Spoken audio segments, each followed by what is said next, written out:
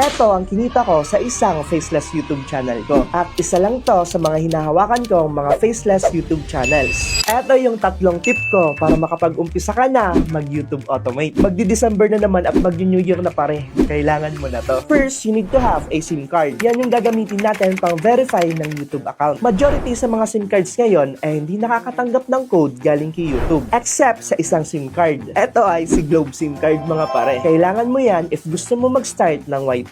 Hindi ako nagpa-sponsored pero yan lang talaga yung nakakatanggap ng code for some reason. Pangalawa, you need to start your channel ASAP. At syempre, pumili ka ng niche na in-demand ngayon. Well, para pumili ng mga in-demand niche, pwede kang pumunta sa Google Chrome at mag-incognito tab ka. Mag-scroll ka lang dyan until makakita ka ng mga ganitong video.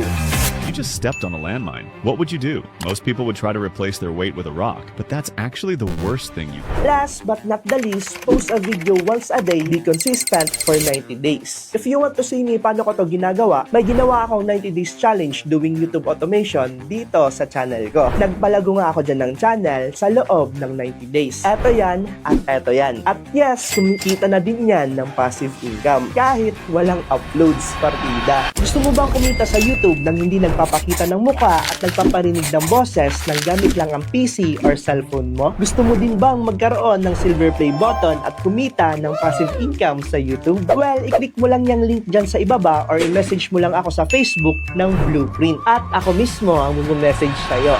Yun na muna, at kung nakatulong tong video na to para sa'yo, make sure to share this video. At i-follow mo na din ako para updated ka sa mga latest tips and tricks dito sa YouTube automation. Yun lang, kita kits, bye-bye!